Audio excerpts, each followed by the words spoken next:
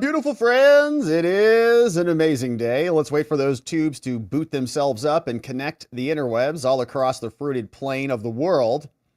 Before we get into the business, we got to make sure those tubes have connected themselves. Sometimes there is a slight delay there, but it looks like we're connecting, and that's tremendous news because you know what today it is, what day today is.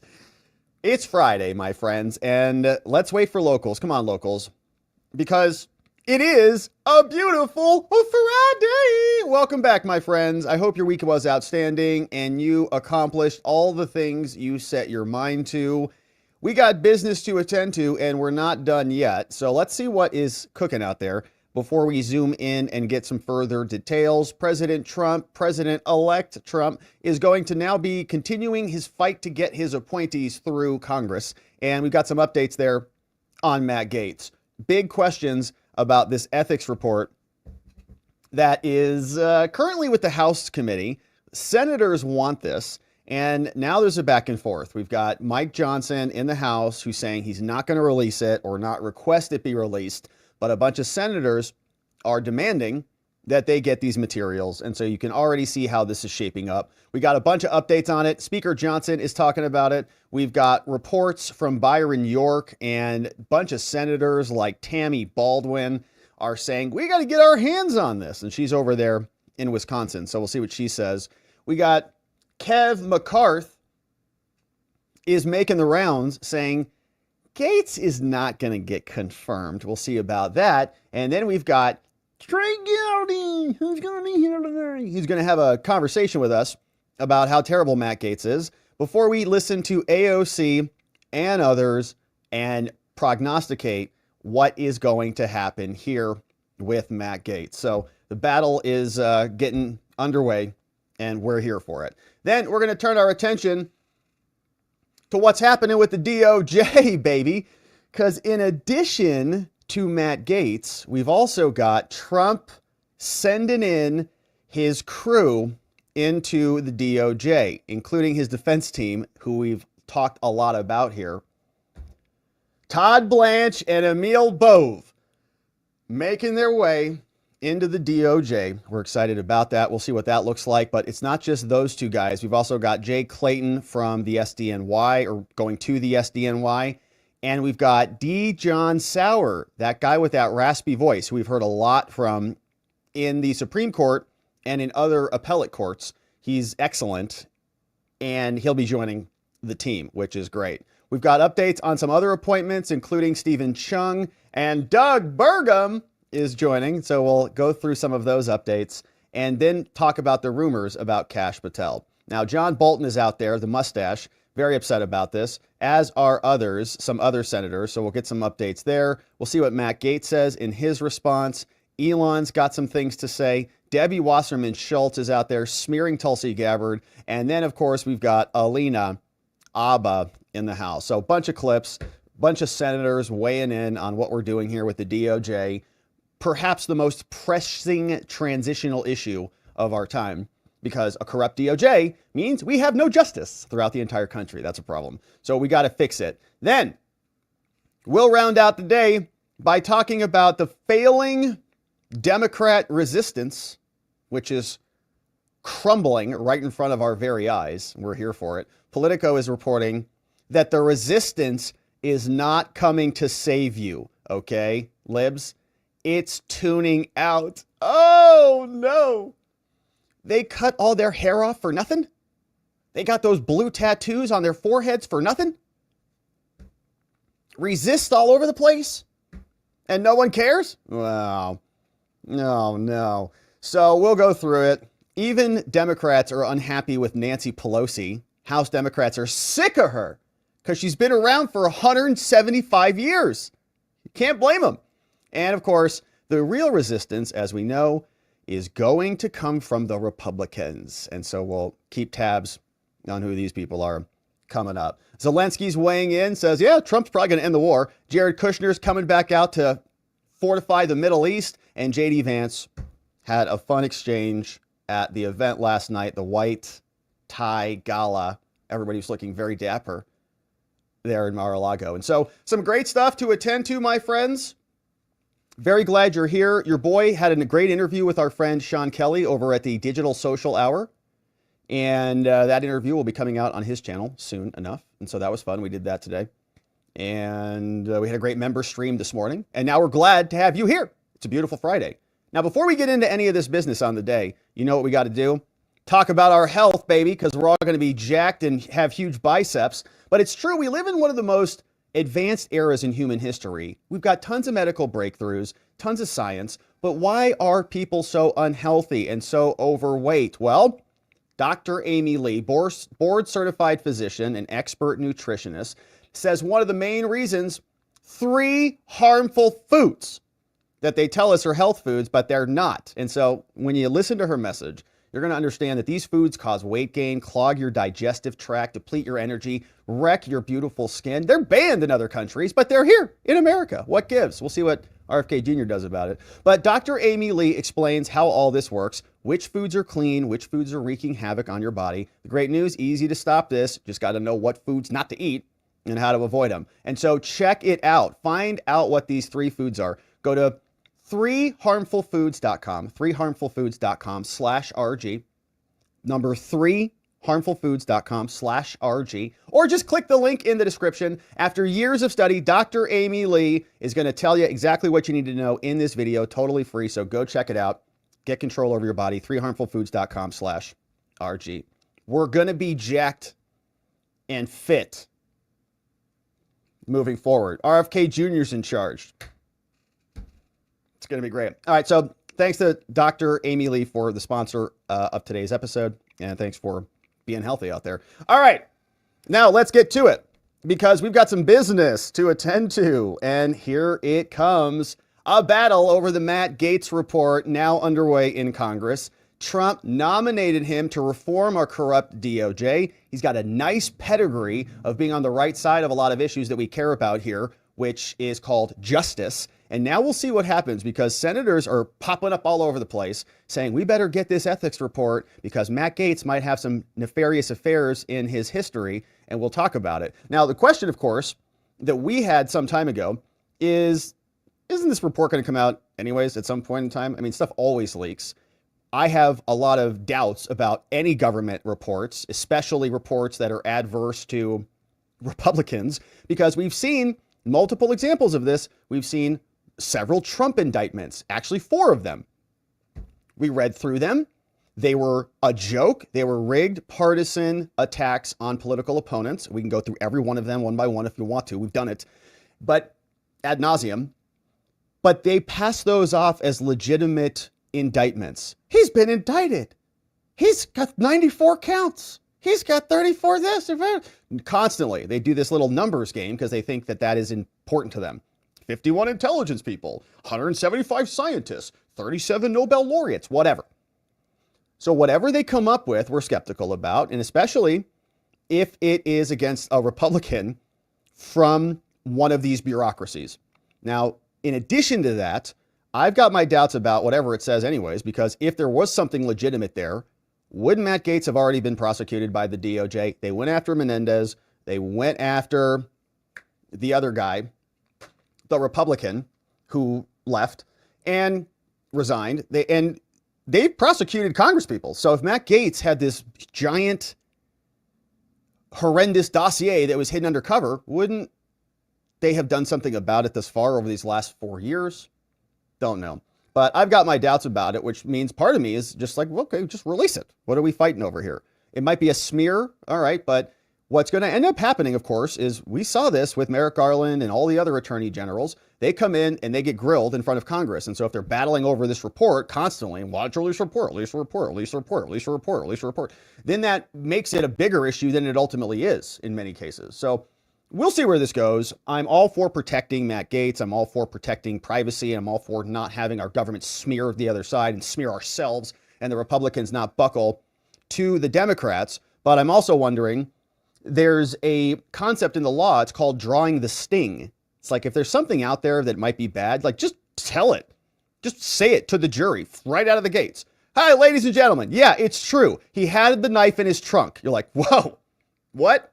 Yeah, it's in there. We can't deny that, right? You just admit it. And then you say, but someone else put the knife in the trunk. So you got to just, draw the sting. If you're going to get stung by the bee, just get it. Just hit it now and let's go.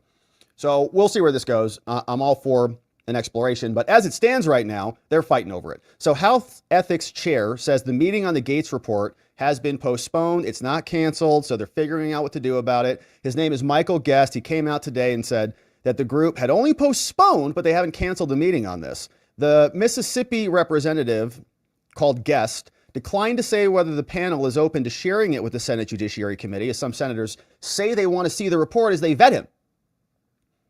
And I also don't want to give the Democrats a fake because. I don't want them to come out and say, well, we would vote for him, but we're not going to give him that. Or Republicans, John Cornyn or somebody. Well, I would have voted for him, but we don't have this report in our hands. So I can't. Hey, there's nothing in it. So just vote accordingly. We don't want to give them a bunch of excuses. Now, let's see. Now, we've not met as a committee. And so at this point, there's nothing that I'm sure I can't comment about, noting that the meeting will be rescheduled. Guest also dismissed suggestions that he was worried about retribution from Trump or Trump world. I guess, was that us, I guess? And he said leadership has not lobbied him in one direction or another. I've had no conversations with leaderships about it. Well, Mike Johnson came out, said he's not going to request that the ethics committee, or he is going to request that they not release it. Got my negatives mixed up there. Johnson is here. They say on Friday, today, he said he does not think a House Ethics Committee report on allegations related to Matt should be released. He's going to strongly request that the Ethics Committee not issue the report.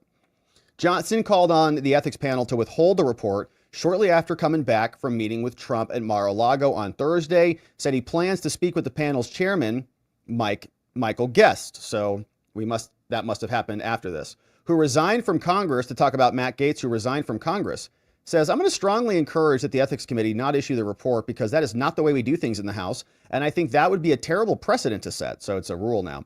Johnson's comments also mark a reversal after he said on Thursday, quote, the speaker is not involved with what happens in ethics. Lots of important reasons for that. Now, since Gaetz has resigned, the probe has ended as the panel only has jurisdiction over the member as they're in Congress. Gaetz is no longer a member of Congress, so they lose. Speaking again to reporters on Friday, after saying he would ask the Ethics Committee not to release the report, Johnson refused to say if he'd spoken to Trump about the issue.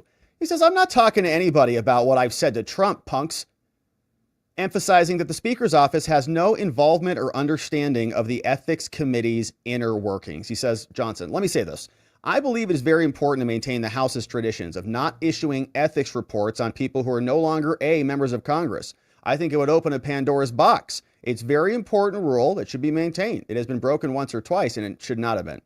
So what I'm saying, said Mike, if someone is no longer a member of Congress, we are not in business of investigating and publishing reports about people who are not part of our institution. The Ethics Committee's jurisdiction is over sitting members of Congress. And if you think about it, this will make sense to everybody. A spokesman from the committee pushed back on this. So someone else says, well, there's a long-standing precedent for releasing ethics investigation materials. So not the report, but the materials that made the report after a member resigns. That now former congressman shouldn't be able to resign away an ethics investigation when there's grave misconduct, especially since he's going to be a top law enforcement officer, right? And this is what the Democrats are just going to keep hammering over and over and over again. Now, the truth of the matter is, right, we don't want somebody who is a bad person to be our attorney general. We've lived through the last 4 years of that with Merrick Garland and Matt Gaetz. Okay, we don't want bad people in our government at all. And I'm not implying that Matt Gaetz is. But the Democrats will use that as cover, right? He's going to be the top law enforcement officer, and you certainly don't want to have somebody in that position who's got this unanswered question, right? And they're going to hit that hard over and over and over again, and that argument is legitimate. We don't want corrupt Lisa Monaco or attorney generals like Merrick Garland. And I'm not implying that Matt Gaetz is. I'm just saying that argument, regardless of the party, is the right principle to base our justice system on. Now, here, the Democrats are wanting to release materials, right? And so we also have to think about due process and the mechanism by which this will be released. You don't release incomplete reports without Matt Gaetz having his say, right? You should have your say in your response. And if he's not a part of this process because he's been elevated, then that's the end of the story from their perspective. Now, there is a bipartisan support for the Senate committee, right? So the Republicans will join in this.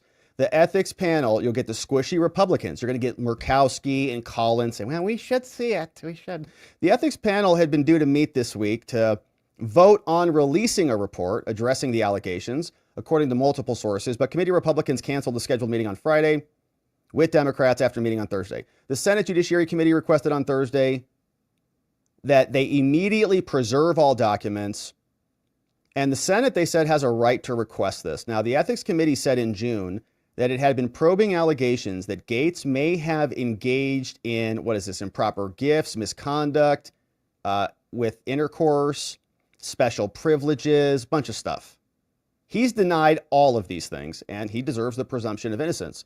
Now, Democrats are beginning to openly question the timing of the resignation, and Nancy Pelosi is suspicious about it too. But all right, so Jamie Raskin's coming out. He says, it defies belief that anyone could become the chief law enforcement. All right, so here we go. Raskin's coming back out, and the rest of it is there. Now, here's Byron York, and he's making a similar point. And you know Byron York, he's been reporting for a few decades. He says, to many of you out there, the president nominates Congressman X to be the attorney general, the opposition party, so this is Gaetz, and some in the president's party oppose the nomination. A contentious confirmation hearing looms, as we talked about. Meanwhile, then he resigns. There's a written report, hasn't been released. And all it's going to do, he's making the same point, that it's in the public interest to release this. And if you release it now, it might be no big deal, right? That's the draw, the sting point. If that is the case, the Republicans will dismiss it. Not going to be a big deal, but this thing might continue to compound as the days go by. Now, we'll see if it's consequential or not. And the point about Durbin and these others, okay, these senators who are going to be crying foul, this is the problem, right? This is the lesson from the parable about the boy who cried wolf. If you cry wolf, you cry wolf, you cry wolf, nobody's going to believe you ever. And they've been screaming about Matt Gaetz for years and Republicans for years. And so the reports that are published, the 4 indictments that they dropped, the civil complaint filed against Trump, right? The J6 prosecutions, they're still arresting NFL players for crying out loud as of 2 days ago or a week ago. We just learned about it 2 days ago. It's constant. So when they come out here and start pounding the table about Matt Gaetz, nobody believes them anyways. All right, whatever. You guys would have prosecuted him if there was something serious here. And now when you are raising the red flag of alert, right, nobody believes you. Here is one senator from Wisconsin. We have a responsibility as the Senate, as senators, to confirm those who are qualified for their posts and to reject those who are not. And it seems to me that President Trump in that particular nomination, as well as some others, are, he's nominating folks that are in that latter category. And by the way, on Matt Gaetz, you were talking about the ethics report. I think it would be absolutely essential in investigating his background and his qualifications to have access to that full report from the House.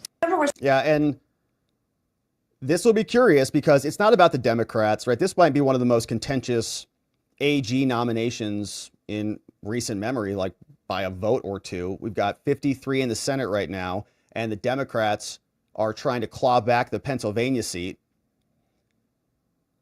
And they're going to be pounding on Murkowski and Collins and others about this report.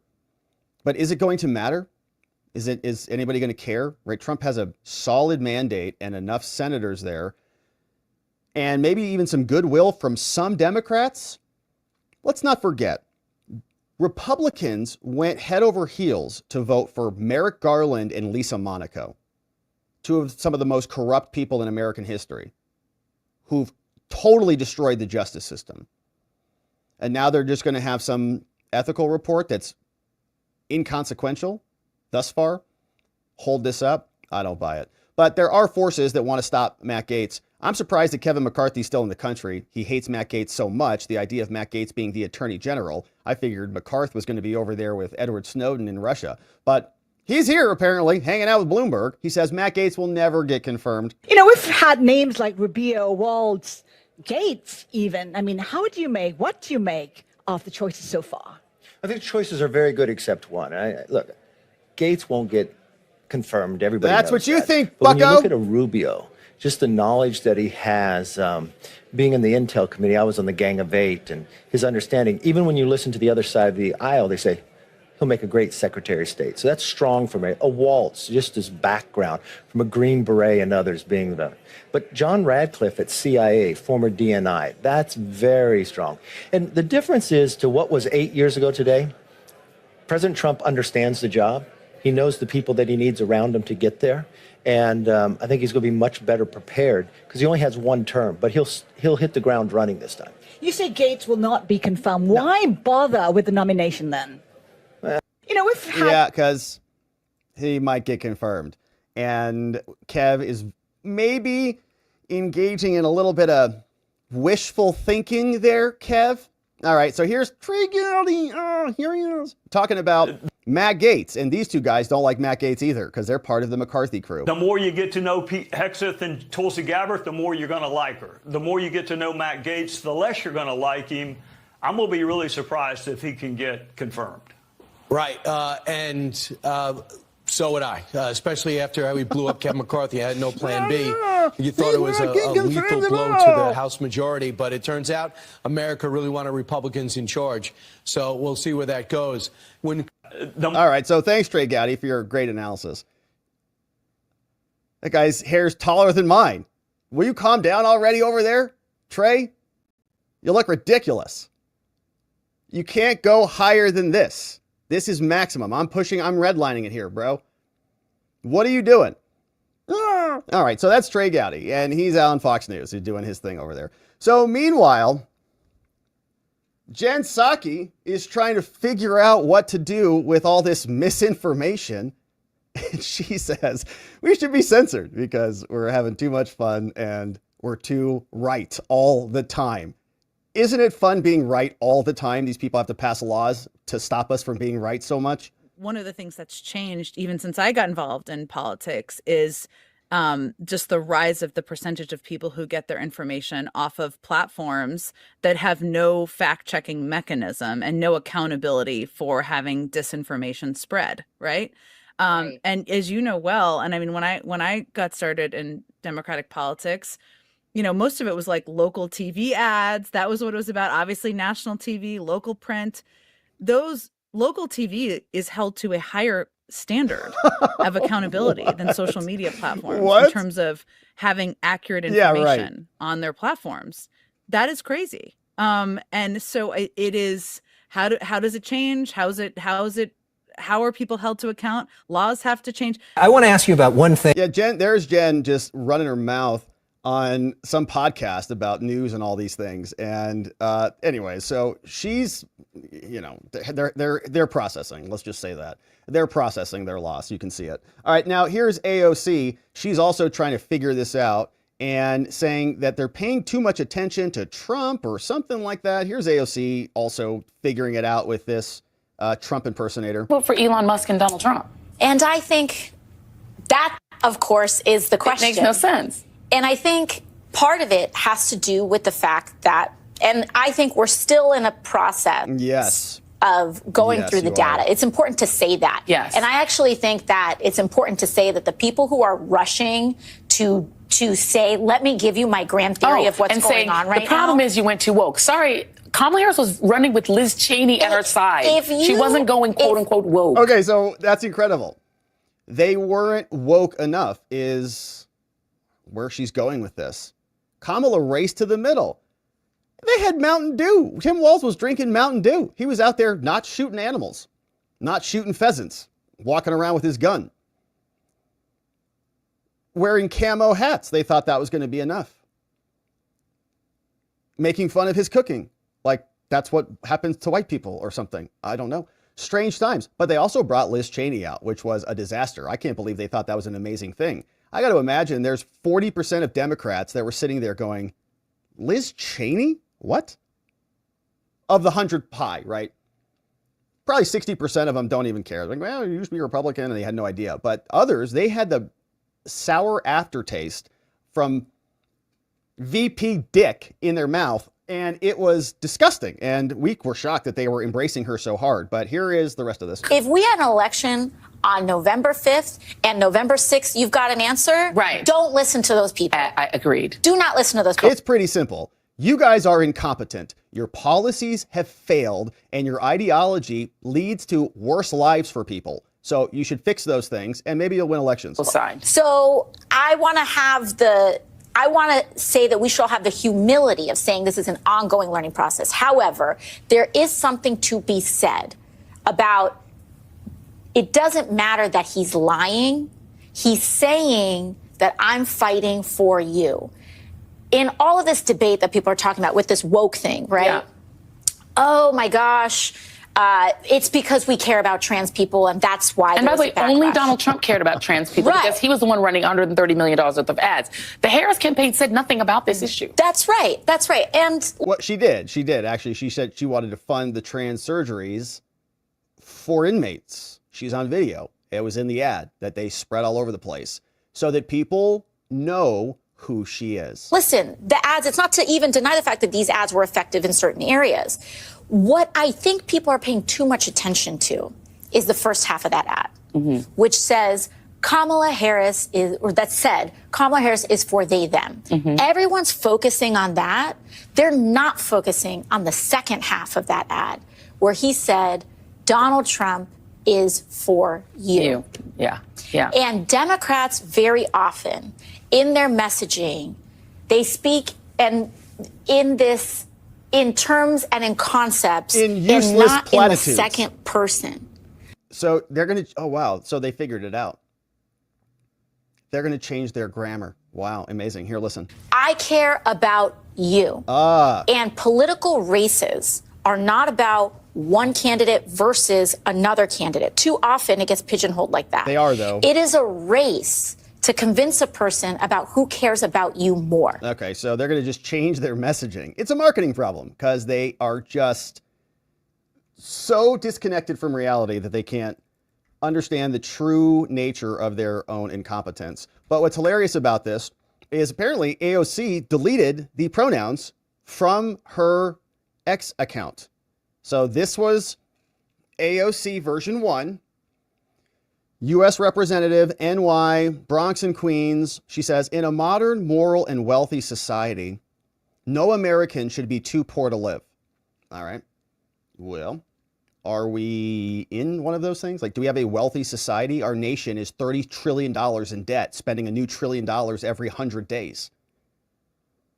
So again, she just got done telling us about dumb platitudes, one of the dumbest platitudes you've ever seen right there in her bio, but that's not the point of showing you this. She says she's people funded, no lobbyist, doesn't even pay back the retailers that she steals her dresses from. And here she had she, her in her profile. But guess what? After President Trump won the election, she realized America is going to be great again.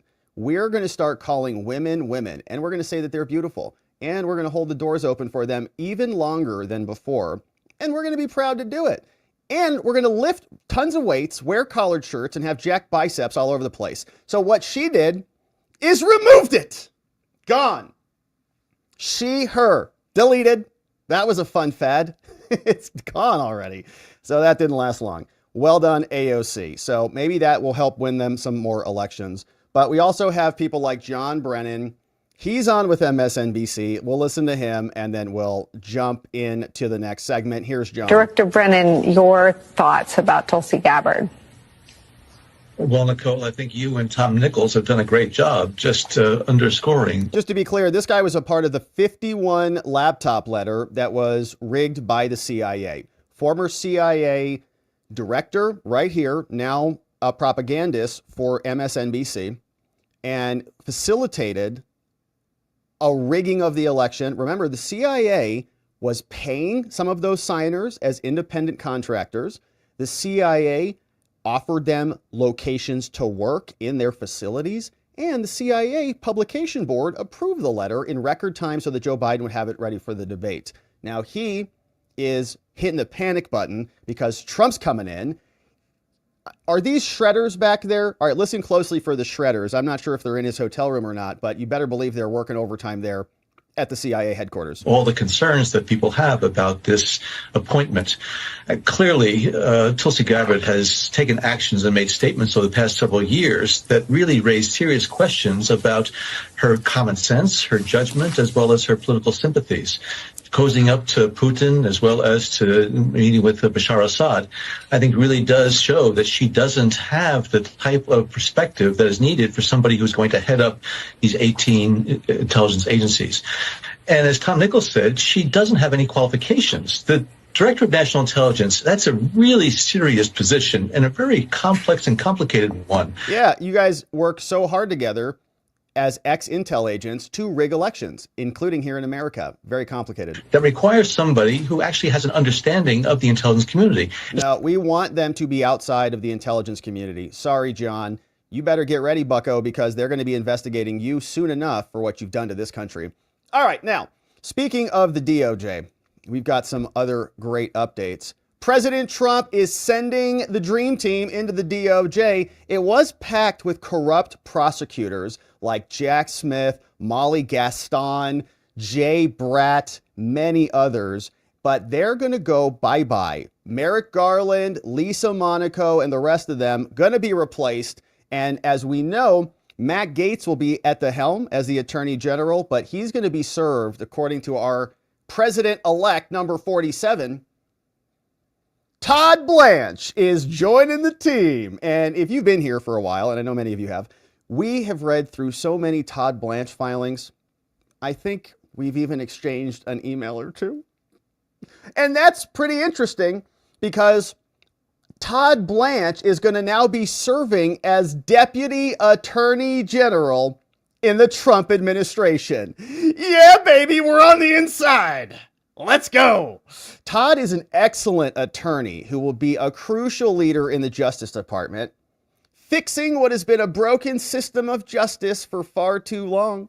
Todd prosecuted gangs and other federal crimes as chief in the Southern District of New York and the United States Attorney's Office, clerked for 2 federal judges, graduated with honors from law school while working full-time at the Southern District of New York. Todd is going to do a great job as we make America great again. I am also on virtually every Todd Blanche motion that we've read here, and we've probably read 100 Todd Blanche filings because he's been all over the place, crushing victory after victory, defense attorney extraordinaire.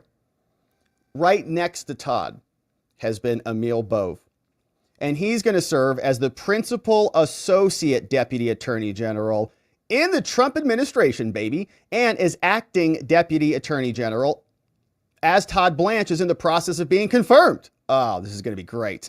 Emil is tough and a strong attorney who will be a crucial part of the Justice Department rooting out corruption and crime. Emil prosecuted terrorists and international drug traffickers as chief of the National Security Unit, again in the SDNY, clerked for 2 federal judges, also graduated from Georgetown. He's going to make us proud as we make America great again. And absolute congratulations to these 2 guys. Okay, they've been defense attorneys on behalf of President Trump for years, grinding through these cases against all odds. And from one defense attorney to another, I couldn't be more excited to have defense attorneys in the DOJ. I'm like as giddy as could be. Other defense attorneys out there know what we're talking about. Now, it's true, these guys were prosecutors first, but they did come to the good side and they became defense attorneys. And so we're glad to have them back in there. I'm really excited about it because they know the Trump cases inside and out. They know the corruption better than we do. We were reading their motions. They were doing the work and the investigation.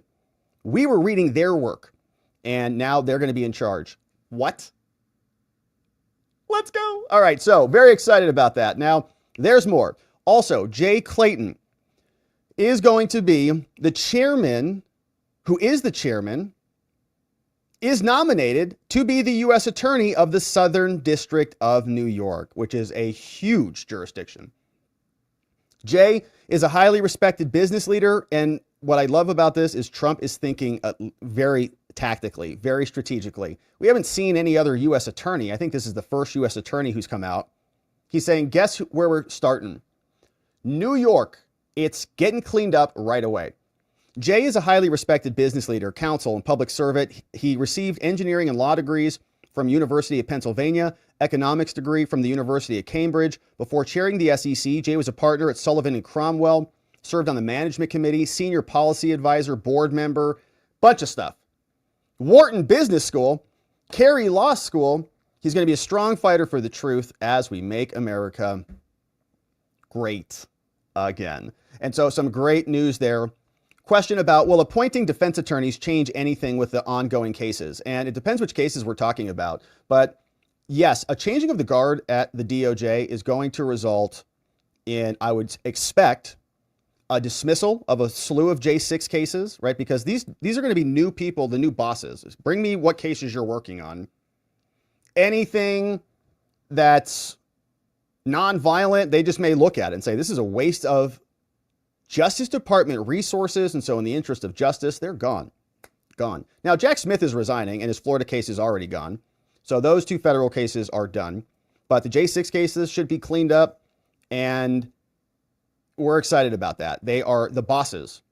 Matt Gaetz, and I maybe glossed over this, but it will be Matt Gaetz. The org chart will be Matt Gaetz, then Todd Blanche. So Matt Gaetz will be replacing Merrick Garland. Todd Blanche, who's awesome, is going to be replacing Lisa Monaco. And then the number 3 will be Emil Bove. And we're extremely happy about all of those replacements because the people they're replacing were garbage. Now, this is November 14th. D. John Sauer will also be joining the team. D. John Sauer, we've also listened to many oral arguments with him. He is the person who will show up in court and debate the other side in front of the judges. And his voice you recognize. It's very raspy, has a little bit of an RFK vibe to it. But he's excellent, right? Very quick on his feet, very well prepared, knows case law inside and out. And he'll be the Solicitor General.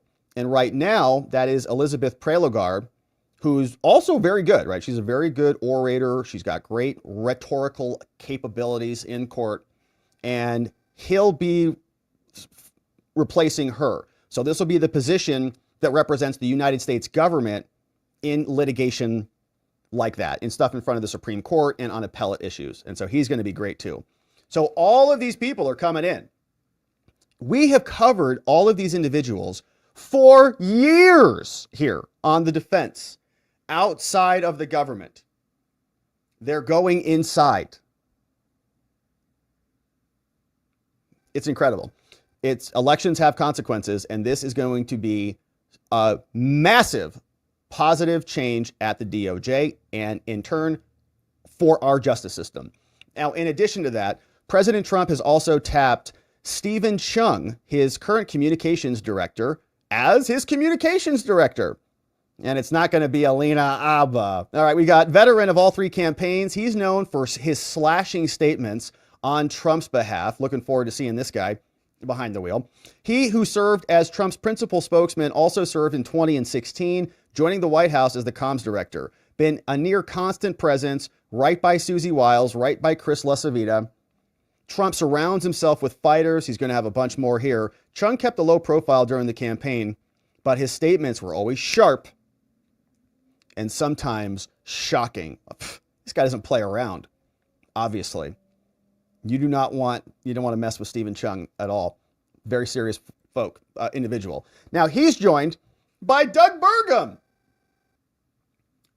The team keeps growing. So another statement from President Trump came out and says, I am thrilled, in addition to all of these amazing people, to announce that Doug Burgum, the governor of North Dakota, will be joining my administration as both Secretary of the Interior and as chairman of the newly formed National Energy Council. Baby, we're going to permit, we're going to produce, we're going to generate, we're going to distribute and regulate and transport all forms of American energy. And it's going to be great. The council will oversee the path to U.S. energy dominance. We're going to cut red tape. We're going to enhance private sector investments across all sectors. And we're going to have innovation, baby. And we're going to get rid of totally unnecessary regulation. When we have U.S. energy dominance, guess what's going to happen, my friends? We're going to drive down inflation. We're going to win the AI arms race with China and everyone else. And we're going to expand American diplomatic power to end wars all across the world. Diplomatic power. Peace through strength and greatness and excellence. Courtesy of our incoming president. Says the radical left and their war on energy has hurt America and our allies, forcing us to buy from our adversaries, who then use that money to profit to fund wars and terror. Well, now our energy dominance, led by the great Doug Burgum, will allow us to sell energy to our friends, including Europe, and we're going to make the world a safer place. Now, as chairman, he's going to have a seat on the National Security Council. But under Biden, we've got $36 trillion in debt. Even though we've got liquid gold under our feet, we're going to drill, baby, drill, and we're going to preserve and protect our most beautiful places, all while reducing the deficit and eliminating our debt. We're going to undo all of the damage that the Democrats did to our electrical grid. We're going to reduce the cost of electrical bills. We're going to ensure that America has power to serve everybody without rolling blackouts or brownouts. And we're going to win the battle for AI. We're going to have fabulous oil and gas, and America is going to be energy dominant and great. Again. I'm excited for that too. We should have abundant energy. Could you imagine what we could get done if our energy was virtually free? Why shouldn't it be? Shouldn't there be a dividend? Why are we spending hundreds of billions of dollars on foreign lands when we could be building reactors here and drilling and cultivating American prosperity in our homeland? See what they do in some of these other countries? They use their natural resources to build the biggest, tallest buildings in the world. We're excited to make America energetic again in multiple ways. Now, we also have a question about the FBI. Who's going to be in charge of this one? There were some rumors about Mike Rogers, which was being floated out there, and everybody's like, no. So how about Kash Patel? CNN is saying he's being rumored to be on the short list, saying weighing what to do on this because a bunch of people on the right say he needs to be in there. The interest in Patel comes after selecting Matt Gaetz and Tulsi Gabbard. We'll see what happens here. The wrangling for this position is also up against this other guy called Mike Rogers, who is former border protection guy. Even among Trump loyalists, Patel is widely viewed as a controversial figure. They call him a self-promoter. Why? Because he talks to people. Whoever Trump selects, it's clear that Trump is exploring the option of cutting Christopher Wray's 10-year term short and firing him and walking him out of the FBI building. So we'll see if Kash emerges and joins in on that. We've got a bunch of people now up for nominations. Senator Tom Tillis has signaled he's open to confirming Matt Gaetz. Let's see what he said in this short clip. Concerns about him? Do you have concerns about Gaetz? Look, I barely know Gaetz. All I know is he likes picking fights on social media. He'll have to deal with that in committees, but I don't know his background. I'm going to look at it and give him a fair hearing. Do you hear concerns from any colleagues about him? I haven't really talked to them much. Y'all were keeping us so busy talking to y'all that we didn't get to talk to each other. What about his role? You were very critical about his role in ousting Kevin McCarthy. Yeah, I mean, like I said, I've got a disagreement with him on that, but I'd be judging him on the basis of the merits for Attorney General, and I'll take a look and see what that case is. I mean, I can't all of a sudden dismiss someone because a name's gone out there. Y'all know me in this committee. I vet people. And the Democrat majority, I've voted for Democrats that others were against from the get-go. I look at their resumes and I make a decision. Yeah, so that's fair, right? Just look at them as they come to you. Yeah, we've had political sparring before, but when he shows up in front of our committee, we'll give him the due diligence that is merited. So we'll see. Now, here's Bolton, very upset. He wants actually the corrupt current government to start investigating Trump's new appointees, so maybe they can indict them and raid their houses and create fake criminal cases against them, I guess. Here's the mustache, Bolton back. I don't think either she or Matt Gaetz ought to have a confirmation hearing until they have both had full field FBI investigations. Why do you then I think the Chinese would say, hold on, FBI investigations maybe into they Gabbard? are serious. I think so, given the Russian propaganda that she has espoused over the past period of time. I think she's a serious threat to our national security. I think Republican senators should reject both of them. Amazing. So everybody else is great. The FBI can vet them and tell you accordingly. But the only line that they have, I guess, that's left is Russia, Russia, Russia. So here is what Matt Gaetz said. He said, John Bolton said, Gaetz must be the worst nomination for a cabinet position in American history. This is something that falls well outside the scope. He's totally incompetent, blah, blah, blah. Matt Gaetz says, okay, well, we'll mark John down as a maybe. Gaetz, that's great. Yeah, maybe. Okay. So possibly. Great. We'll see you back here for the confirmation, John. Good thing you're not a senator. Now, Elon says John Bolton, in response to this, who is a staggeringly dumb warmonger, being against someone is a great sign. Gaetz will be great. And Elon endorsement is strong. Now, here's Debbie Wasserman Schultz, who's doing the same thing. It's wild to hear these people smear everybody so flagrantly. Debbie's out saying she's Russian. She's a literal Russian asset, okay? Just like they said about Trump years ago. Tulsi Gabbard is someone who has met with war criminals, violated the Department of State's guidance, and secretly, clandestinely went to Syria and met with Assad, who gassed and attacked his own people with chemical weapons. She's considered to be essentially, by most assessments, a Russian asset, and would be the most dangerous. Is that how you consider her? Is that what you consider her? Oh, yes. There's no question. Okay, so you can see how this is going to go. The Russians are invading America. Well, Alina Abba was out, and she's explaining what the team is looking like from behind the scenes. I want to start with Matt Gaetz. What can you tell us about the process of choosing him to be AG? Was there a lot of consultation with the Hill? Did you all bring in Speaker of the House or any of the other top Republicans? Well, I'm not part of the transition team, and as you know, Laura, I always take my confidentiality incredibly seriously, but I'll say this. Alina! Matt Gaetz is somebody that has always been on the president's radar, has always been America first, whether the radical left likes it or not. He has been very clear about who he is, and despite the bullying, which we've seen time and time again, and frankly, Laura, I'm shocked they've only waited a couple days for more fear-mongering, which you just played for the American people. He's making selections on people that are not going to be bullied.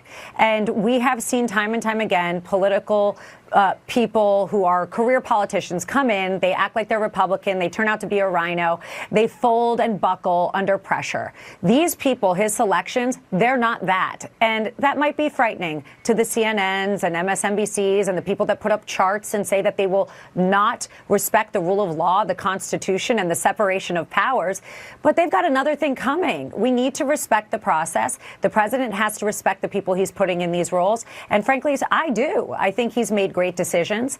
I'm excited for what's to come. I think America spoke loudly that they were excited for what's to come on November 5th. Alina Abba in the House. Yeah, Trump's not getting steamrolled. They're not the same old useless bureaucrats. That's their greatest qualification, is they're not the same old people that we saw before. And so this was a nice exchange with Bill Haggerty. He came on. They put him on with MSNBC. He is a Republican senator from Tennessee. And here's what he said in the upcoming battle emerges. Joining me now is Tennessee Republican Senator Bill Haggerty, who served as U.S. Ambassador to Japan during the first Trump administration. Welcome and thank you so much for being with us, Senator. I appreciate it. It's good to be with you, Henry. So what is your reaction to Matt Gaetz as Attorney General? Right now, would you support him?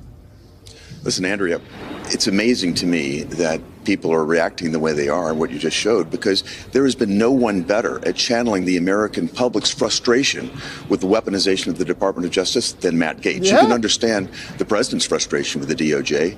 During his campaign, during his first campaign, they used a fake Clinton dossier to spy on him.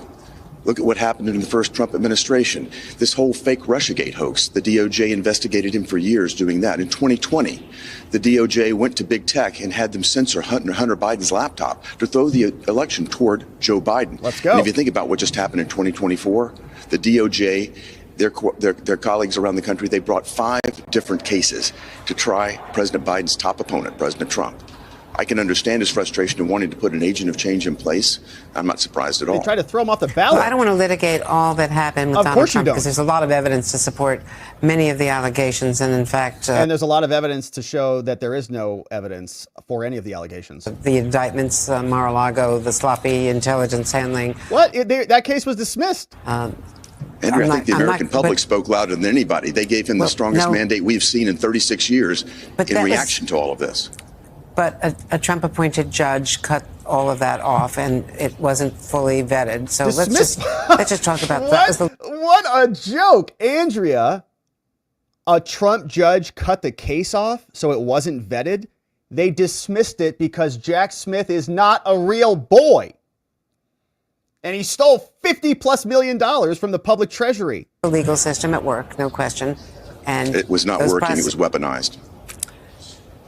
Well, what about this nominee? As I said, this nominee has a record himself, but he's been an outspoken critic. But what about his personal record? There are questions about him. He was on the House floor sharing photos of women, bragging about his sexual exploits, about the medication that he used, the drugs that he used. The ethics investigation has not been released yet. It's been cut off. It was supposed to be voted on tomorrow, but his resignation has aborted that. But what about all of the questions and the allegations against him? His co-conspirator and his friend is serving an 11-year jail term for the sex trafficking. What a smear, just constantly. I mean, there was plenty to investigate there. Andrea, you said it yourself. These are allegations. It's amazing that you're more upset about allegations than you are about the weaponization of the Department of Justice. The American public has completely lost faith in the DOJ. Think about it. And she just smears him on allegations in a not completed report to properly even frame the argument. It's disgusting, these people. The DOJ sending their agents to spy on the parents who go to, the school board meetings. It's just amazing. As the American public has seen all of this, they see somebody like Matt Gaetz who's willing to stand up and call it wrong, and President Trump's willing to put somebody in place that will change all of this. That's what the American public voted for. This is the same Justice Department that indicted and prosecuted Hunter Biden. Well, if you think about what this Justice Department did in 2020, they reached out and got big tech to censor that Hunter Biden laptop. And they warned this is the letter that was put together by Antony Blinken, by the way. You think about the political dirty tricks that have gone on with the Biden administration. Antony Blinken got 51 so-called intelligence experts to sign a letter saying that the Hunter Biden laptop was Russian disinformation, and the DOJ cooperated with them to go out and basically pre-broker a deal with big tech to censor the laptop. They threw the election toward Joe Biden as a result of that. This DOJ has got huge problems that needs to be cleaned up. There's a lot of evidence and reporting to contradict that. Let me ask you about reports from our team FBI said it that too. J.D. Vance, the vice president-elect, and Matt Gaetz have both been working the phones to get a read on what his chances are of getting confirmed. Have you received a call? I have not received a call because I think they know there's no problem with me. I want to see President Trump's cabinet appointed quickly. Look, I went through the process of being jammed up by the Democrats when I went through confirmation. I turned my paperwork in on the 21st of January, 2017. I didn't get through the process until late July. An important post. We couldn't fill it because of obstruction. We need to allow President Trump, particularly in this circumstance when the American public has spoken so clearly, we need to allow him to fill his cabinet and get to work, bringing our departments of justice and other departments back in line to stop the weaponization and take control from the bureaucracy and bring it back to the people. Now, you've run a lot of, you're a former businessman. You've been the ambassador to one of our major allies. You were an experienced ambassador who knows Japanese, had worked in Japan. Guy's sharp. There was no controversy over that appointment. What do you think And of I got Pete 86 Hegseth? votes, but I was held up for months because an obstructionist Democrat Senate wanted to do that. I think President Trump needs every tool at his disposal to get his cabinet appointed as quickly as possible. Let me ask you about two other choices. Pete Hegseth, who is a Fox News commentator. He's a decorated Iraq and Afghanistan combat veteran, but he's never run an $800 billion. Can somebody get her some coffee or something? Get her a Red Bull, for crying out loud. Is this how they do things on MSNBC? No wonder, man. I'm falling asleep right now. Operation overseeing 1.3 million active duty service members. Does he have the management experience from being a Fox News anchor on weekends to run something as important as the Pentagon? Get her some of that White House cocaine. I don't care. In the midst of two wars. Pete is a graduate of Princeton, a graduate of Harvard. He's my constituent in Tennessee. He's an inspirational leader. If you think about some of the people that we have, look at Lloyd Austin right now, refusing to hold anybody to account for what happened in Afghanistan. The Department of Defense has been enormously mismanaged under the current regime. It needs to change dramatically. They need to stop working on pronouns and get back to lethality, and someone like Pete can lead that. And do you agree that women should not be in combat? Including people I don't have like to agree with every colleague, point that Pete says. Tammy Duckworth, for instance, was a jet pilot and, of course, suffered grievously. So I work with we her, have and a as I lot of said, women pilots in combat. I have voted for certain Biden appointees. I don't agree with them on every point, certainly not every point at all. But they need to have a chance to be heard. They need to have a chance to serve. Now, I think you took yourself out of contention for Secretary of State, for which you had been, supposedly considered. Andrew, I never put myself in. I never put myself into contention. Okay. This is just speculation. But Let me ask you about Secretary of Treasury, because that is a job not yet filled, and arguably you have a lot of experience in that regard. Again, Andrea, I've avoided speculation in this regard. President Trump is going to make these decisions, and they're going to be very personal to him. He's going to put a team around him that he's comfortable with, that he'll work well with. In whatever role I have, I'm going to be here to try to move the agenda forward and respond to the mandate that the American public delivered last week. But you certainly would not rule out wanting to be in the cabinet.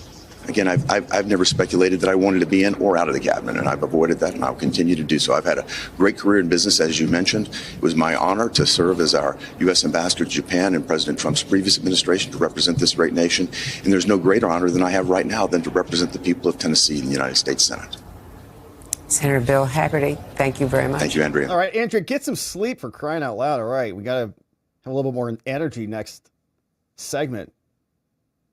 But I don't know that she will. She's probably going through something like AOC, the rest of them, processing the aftermath of their loss. And Bill Hagerty, man, that guy from Tennessee, crushed on that interview and hit all the points that he needed to hit. And if this is what they're grasping onto, that Pete Hegseth appeared on Fox News or something, and that's going to be their argument, they're going to get confirmed, all these guys, because that's not enough, and they sound pathetic. All right, now, we got one final update, my friends, and then we'll hear from you, and this is a fun one.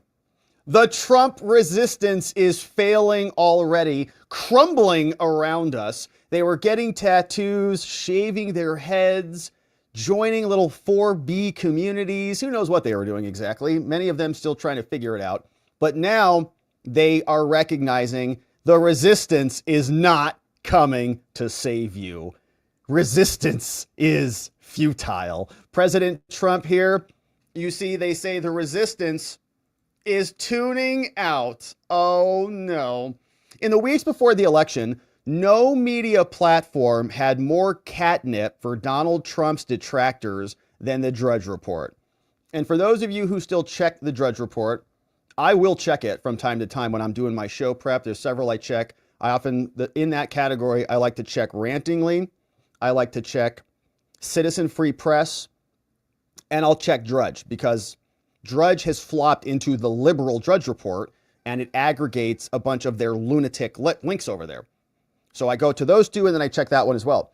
Now, in addition to about 100 other websites. But much of the time, its exclamation-pointed homepage banners were trumpeting the GOP candidate's physical decay. It was like a bloodbath over there every day. Drudge was getting more and more insane. Here, there was a link to Trump, a garbage truck, cognitive decline. They said existential threat to democracy, right? He was blaring that all day. But 1 week after the election, guess what happened? Womp, womp, womp. It was a different story. Punching in Control F, if you go over the Drudge and you try to find Trump on there, exactly 0 hits. Oh no. Was it a temporary blip? Maybe. But the site knows the audience well, meaning its post-election programming choices are a good indication of where the emotional energy of anti-Trump America is headed. Where's it going? Well, instead of tuning in, The audiences that fueled the post-2016 resistance, they're checking out. A slew of other early media data points say the same thing. They're burned out. They're burned out. For a country wondering whether the return of Trump will drive an immediate return of public fury and journalistic energy, remember all of it from last time that we saw in the first win? The answer, nope, not going to happen. On TV, after beating CNN on election night for the first time ever, MSNBC saw its audience plummet because they got duped. They were sold a fake bill of goods from their hosts. She's winning Iowa. Could you imagine? It'd be like me coming out here and be like, we're going to win California, guys. We're going to win California. And then we lose every state. You're like, well, Rob, you're kind of a dumb host. Like, you should not. We're not going to believe you anymore. And I wouldn't blame you. But in the 6 days after the election, Democrats' favorite network tumbled from its 2024 primetime average by 36%. CNN was off 19%. Fox exceeded its number by 56%. And yeah, some of this is just, victory and sour grapes and all of those different emotions. Like, we're certainly enjoying ourselves here, if I do say so myself. And I got to imagine that some of you are here, because it's party time, baby. We just got emerged from hostile territory. So it's party time, baby. It's like, there's like a disco ball on the ceiling. It's incredible. So they're having the other opposite effect. Okay, now they're all like, I don't know, I guess I'll just start writing poetry again. Go on lawn walks in the rain. And they just sitting outside, I guess, staring off into the sunset with music playing or something, trying to figure themselves out, but they'll come back online. Okay, they'll come back again. They'll recognize that their life has less meaning and purpose unless they're out there lecturing everybody. So they'll find another cause to get on, and they'll get back in the game. But here you see, it's the doldrums. And the week's shocking circus of nominations may have them feeling even more deflated. There are signs also of a post-election exodus from X, which I haven't seen that. X has been more popping than I think it's ever been. Wallace said she'd taken the app off her phone. Aaron Rupar, the journalist best known for his posts, told me he lost 40,000 followers. Oh, it's not funny. It's funny. It's funny. 40,000 Democrats are throwing a temper tantrum and canceling their X accounts. It's hilarious. They'll come back, man. They'll come back. Where are they going to go? What other app are they going to go onto? Their whole basis for existence is lecturing other people. How can you be a pompous, condescending snob with other pompous, condescending snobs? You have to be around good people like us in order for them to lecture us. And, they're not going to be able to do that anymore. So even if anti-Trumpers merely switch platforms, the moves still mark a significant change in visibility. Yeah, no, they're not going to be in the game. This is the game field. X is the game. So that's fine. Don't play. Some of the people in the media whose businesses are tied up don't see the change. The aftermath gave a bunch of people the Trump bump, and they're talking about the downfall. Trump's first victory triggered Blue America's fight instinct. This time, this year's win is looking a lot more like flight. All right. So it was fight last time. Now it's flight. They're running away. Shocked, outraged, and convinced that a feckless pre-election press had bungled the coverage, Trump antagonists devoured the furious high news and analysis and then used their anger at the last time. But now Trump won the popular vote. And no one's talking about a march in Washington. The major protest planned around the Trump second inauguration, they filed a permit. There's going to be 50,000 people there. Otherwise, nobody's that interested. Roughly 5% of the Women's March in 2017. Look at that. They're not even going to turn out on Inauguration Day. On the left, there's an assumption that the absence of a resistance in the media would be a disaster. Trump returns to office with far more radical ambitions than he had in 2016 and much more coherent plans for achieving those things. But the upsurge of energy is just not here. They were organized around identity, but now it's about disengagement. So they're floundering. They're not able to muster up the energy to go stop Trump a second time. They're like, man, they picked him. Get on board, my friends. America's going to be great. Dollar's going to be good. Economy's going to be great. Border's going to be secure. We're going to have less war, less dead people on the planet. It's great news. The Democrats are so sick of everything. They're even sick of Nancy Pelosi, which is shocking because they've been pretty obsessed with her for about 80 years. Here is this story saying she is ticking off some House Democrats, for publicly opining on what her party did wrong. She's out there. They have to condescend to everybody, okay? Pelosi needs to let House Minority Leader Hakeem Jeffries lead the caucus, says Democrats. Someone told the Axios, they said, she needs to take a seat.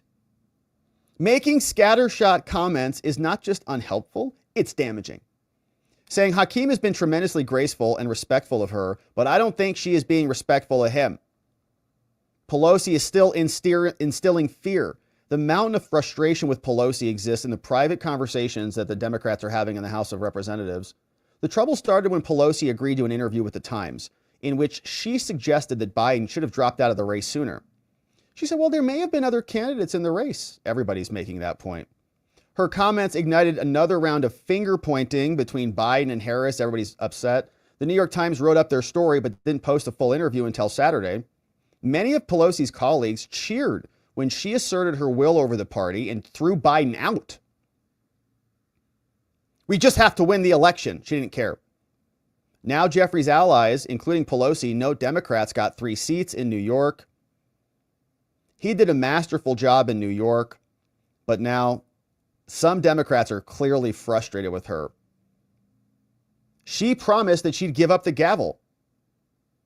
And they say, just follow Hakeem, okay? Don't follow Nancy. She's terrible. And my understanding is she's going to run for election again because she really needs those stock tips. Now, there's more. The true resistance, as per usual, usually comes from the enemy within, not the enemy without. We know how the Democrats operate. They prosecute their political opponents, imprison them, censor everybody's speech, try to throw them off the ballots, and more.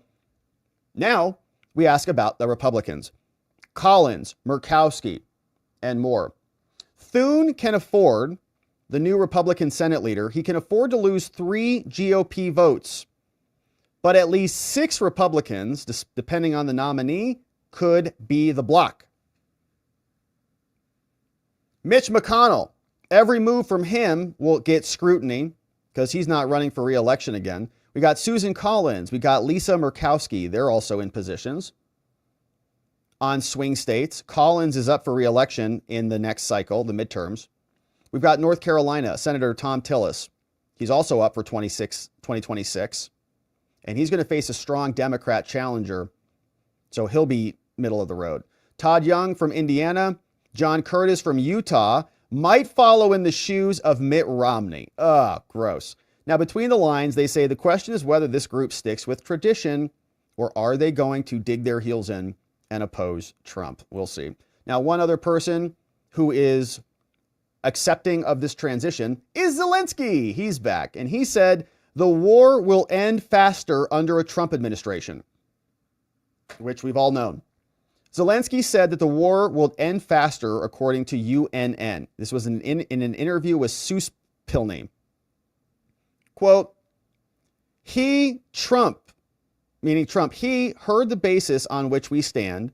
I have not heard anything against our position, said Zelensky. Asked whether he demanded that Ukraine participate in negotiations with Russia, the president said, we are an independent country, and during this war, both our people and I personally, in negotiations with the United States, with Trump, Biden, and European leaders, prove that the rhetoric of sit down and listen does not work with us, he said. A just peace is very important for us, so that there is no feeling that we have lost the best for the sake of the injustice that was imposed on you. The war will end, but there is no exact date. Certainly, with the policies of this team that will now lead the White House, the war will end faster. This is their approach, their promise to their society, and it is also very important to them, said Zelensky. Well, that's right. It is important to us.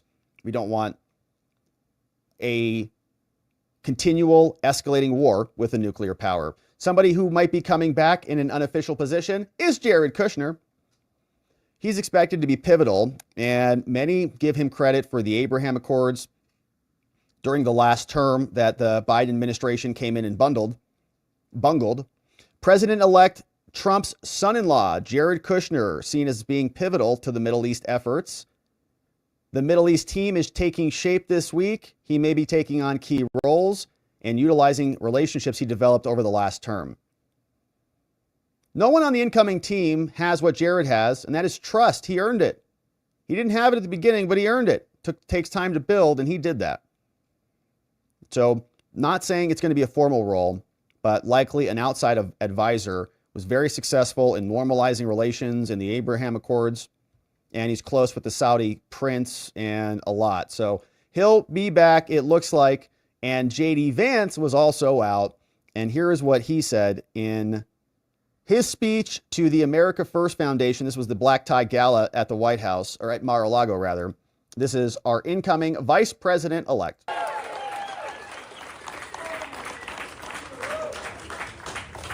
Well, good evening, everybody. It's great to see you, and I want to thank Brooke and Linda for putting together such an amazing organization. You know, people ask me what my favorite day on the campaign trail was all the time, and I think clearly the best day of the campaign trail was the day that we won. Maybe the second best day of the campaign trail was the day that my 4-year-old walked into the back of the plane, the Trump 4-suit plane, and told the media that they were all fake news. Smart kid. And then, not 15 minutes later, our German Shepherd puppy walked back there and took a shit right next to the media. I think that speaks to how we think of the fake news in this movement. But I'm still worried that I'm going to get accused of domestic terrorism for what the dog did. Smart dog, too. But let me just say that this organization is so important. And the most important thing that I can say is just thank you. Thank you for doing what you do. Thank you for putting your name on. JD owes a tip for the swear jar, JD. But funny story. Smart kid, smart dog. JD's back and getting ready to go to the White House. All right, my friends. It has been a beautiful day and an incredible Friday. If you're just joining us, quick recap on what we talked about. So if you want to rewind and check out what you missed, we talked some good things today. A lot of Matt Gaetz updates, including the battle over the ethics report, whether this thing will come out, why it matters. Is it something worth fighting over? Is there going to be stuff in there? We're all trying to get our bearings straight on it. But we know it will be a point of contention for the upcoming cycle, and we'll be on it. So we'll see who the AG is. AOC's deleting she, her from her profile, which is maybe she's becoming a right-winger. I don't know. Is this bigotry? Somebody should ask her. This feels like a personal attack on trans people. Is that a personal attack on trans people? I don't know. Maybe she's a white supremacist now. We'll have to find out. But she did that. We also had Trump bring in literal defense attorneys into the Department of Justice. Not just one, but 2 of them. 3 of them. D. John Sauer is also coming back. So I might just do cartwheels all weekend long to celebrate if I could do a cartwheel. But I'm excited. All right, let me just leave it at that. We got Stephen Chung's coming back in. Conversations and rumors about Kash Patel. John Bolton's being very John Bolton-y. Hey, is that Tyson? Oh, the Tyson fight's tonight. We'll see what that one looks like. We'll talk about that. No, that's tomorrow night. What's today? Friday? What the hell day is it? Is the fight tonight? I don't know. All right, anyways. So we got Matt Gaetz. We've got this guy is outstanding. And Haggerty, Bill Haggerty from Tennessee was great. That was a great conversation. Liberals are melting down. They have already given up because resistance is futile. There is no stopping the Trump train, baby. Get on board or get out. And then we talked about some of the Republicans who might be turncoats and stab us all in the back. Now, it is time to hear from you, my friends. The fight's tonight? All right. That's interesting. All right. So Tyson and Paul, right? That's going to be fun. I saw the slap. I did see the slap. What did you guys think? Was that slap real or not? What did you think? I saw a bunch of people that said it didn't look real. That looked pretty real to me. 8 p.m. Eastern on Netflix is when it's going to be tonight. All right. I like a good fight. I can't help myself. It's a lot of fun. I also heard that the UFC was going to be I think just launching Brazilian Jiu-Jitsu, which is going to be a lot of fun too. Get to watch that too. Hey, what's going on? So what do you guys think? Real or fake? Donut says fake. K-Bean says Paul didn't even move. Bad reflex. Here, let's pull some of these off. Beth says stage. Connie says Tyson's kind of old. Here, Laura says, I don't know, Mike Tyson doesn't tend to play. Mike Tyson's kind of nuts. Like nuts. Like he has that little switch there. If you know what I'm talking about, you know what I'm talking about. He's kind of nuts. So, yeah. Donut says everything Jake Paul seems fake. Maybe that's one too. Maybe that's a take. Real. Shane Sousa says real. Just Dia says real. Looked like kind of like a real slap to me. Donut says, I watched the first few fights. They seem staged. Did he do the one with Floyd Mayweather? Because I think that one felt not real to me. Who did that one? Floyd Mayweather, whatever that one was. I don't know. What's going on? All right, what do you guys think? Real or fake? Real or fake? Here, let me see if I can grab it. All right, let me grab it, and then we'll play it, and we'll do a poll. And then we'll answer some of these incredible super chats. Thanks for sending those in.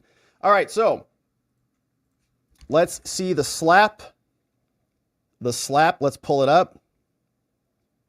And let me see if this is a good video. Okay, yeah, so I got two videos here. Let's see, real or fake on this one.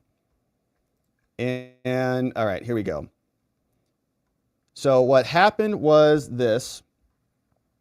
They're getting ready for the lineup. And you can see he comes crawling up. And there's the footstep. And then the slap. Right there. So was that real or fake right there?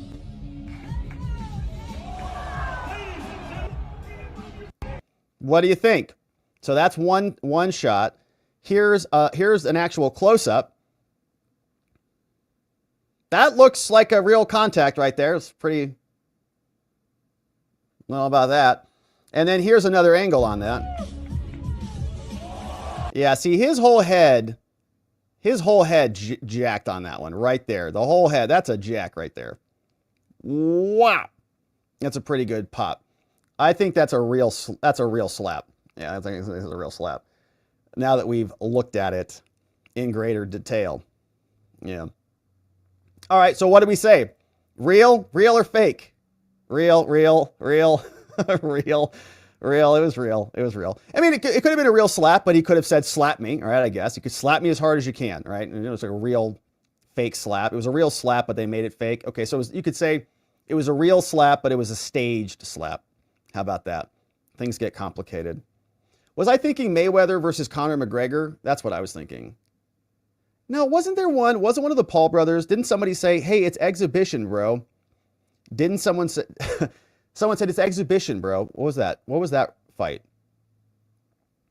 Real life. My grandma used to smack me that hard. She sounds like a tough lady. Wouldn't want to mess with Granny. All right, my friends, thank you so much for these comments. Let's see. Yeah, Mike will do a lot of things. Mayweather versus Logan Paul. Is that when he said it was exhibition? It was Mayweather versus Logan Paul? That was that one? So that one seemed kind of questionable. They're both Trump supporters. Right on.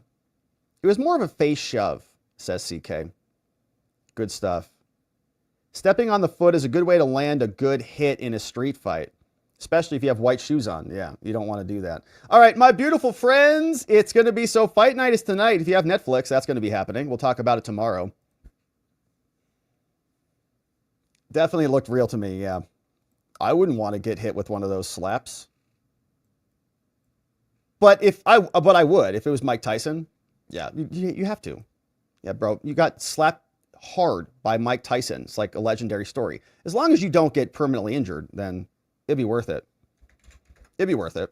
We could talk it here. We could super slow-mo it on YouTube. Be like, Rob, your face almost came off your body. You'd be like, I know, it was crazy. You should have been there.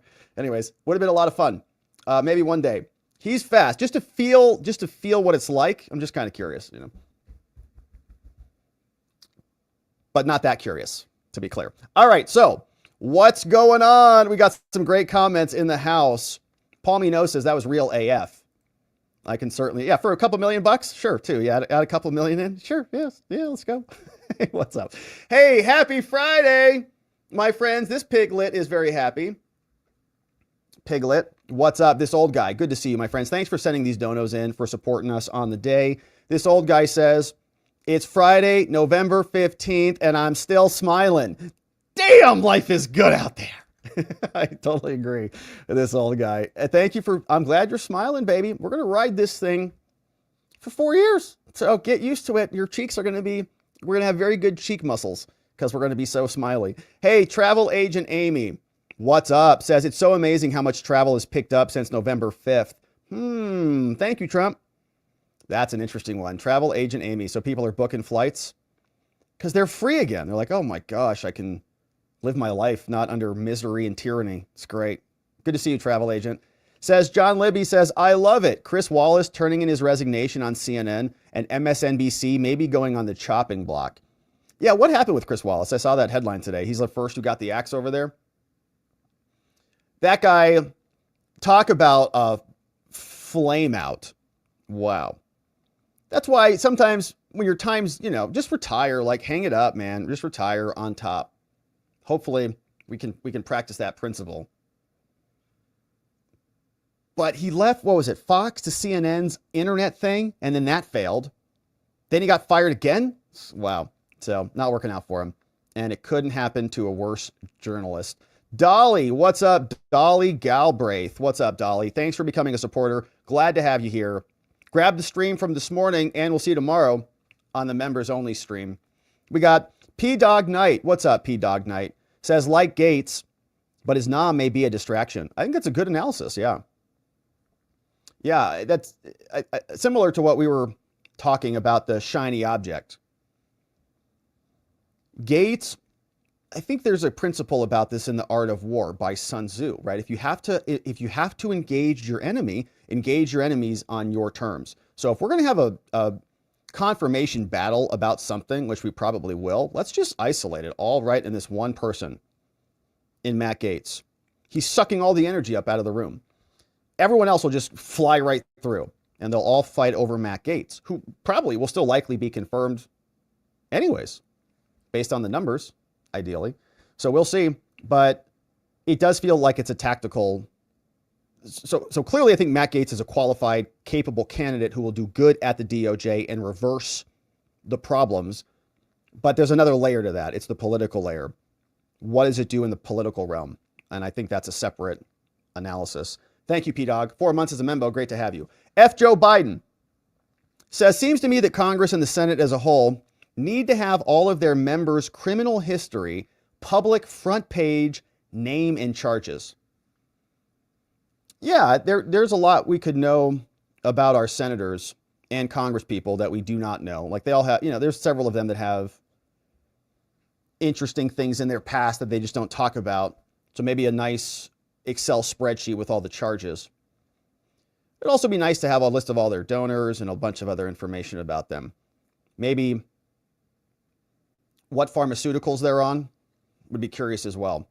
Or illegal drugs, blood tests, and illegal drugs in our senators. That'd be interesting.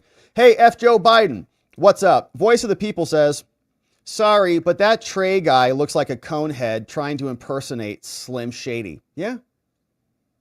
That's an accurate description, Voice. Couldn't have said it better myself. He did. And his hair was offensive. It's too high. Okay. You're pushing the limit there, Trey. And your analysis is terrible too. Hey, what's up? P-Dog Knight says, doesn't Jen Psaki realize social media has the best fact checking in real time by other social media users? What the F is she talking about? Right. Jen Psaki's on the internet ranting about fact checking, lying about fact checking like the cable news people do, and is not even being honest about it. You can't reply. You can't community note MSNBC, Jen. You can't reply to Inside Jen Psaki on MSNBC, reply to that. But you can on X. You can report something on X. You can submit a community note. You can respond or repost it. And if there's misinformation in the post, you can respond to it. There's many mechanisms to check the facts. She just doesn't like the fact that they're being checked. What's up? Marine Hilo is a supporter. Welcome aboard, Marine Hilo. Glad to have you. 46 is here. Travel agent Amy says the Dems would never accuse and convict someone of a false crime. Haha, eyes rolling. Yeah, no, they're very honest people who only engage in criminal prosecutions when they deserve it. Right. Tell that to 1,500 J6ers. B.H. Williams says, remember, this is the same clown world Senate that refused one of their own when in 1987, George H.W. Bush nominated John Tower as SecDef. Senate rejected him 47-53. Never discount their ability to snatch defeat from the jaws of victory. Interesting. Yeah, good history lesson there, B.H. Williams. We'll see. Yeah, you could have some really squishy Republicans who flip on it. Voice of the People says, this all happened after she had that Q&A with her followers. That was actually a telling response for her. For AOC, oh, I see what you're saying. So she kind of got a wake-up call from her people. They came out and like, you have been way off the rails, and you have to delete your pronouns. That's why she did that. B. Torn says, I and others think Gaetz is going to get Rubio's seat. Kash Patel will be the AG. Trump and Matt are trolling everyone. It stopped the House report too. Voice says, you're correct. Yeah, I think that could be possible, but I would imagine that Trump wants him as AG and that he should be treated accordingly. Like, this is not some master plan to maneuver somebody around. It's just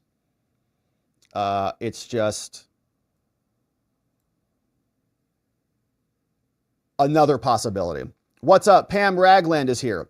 Now they need to stop California's ability to write air pollution laws. That is one way Mussolini is trying to get back at Trump by implementing more regulations, which will raise California gas up to $2.70 a gallon more. The usefulness of California being the only state to write these laws is past. From Pam Ragland. Thank you, Pam, on Locals for that. Yeah, Newsom's gearing up for a run. Catherine Doyle. What about Dan Bongino and his expertise in security? Trump needs Dan to make sure all security is the best and the most excellent. Dan is too powerful on the air, so he cannot go anywhere. Same reason Tucker can't go anywhere. Same reason Megyn Kelly can't go anywhere. They're too powerful. But it's a nice idea. And maybe he could advise with the Secret Service or something. He obviously knows a lot about that. But he's too powerful. This old guy, what's up? Says, now I know what the old saying you're talking out of the other side of your mouth means. Whenever one of these media talking heads is talking, they are literally talking out of the corner of their mouths. It's absolutely disgusting.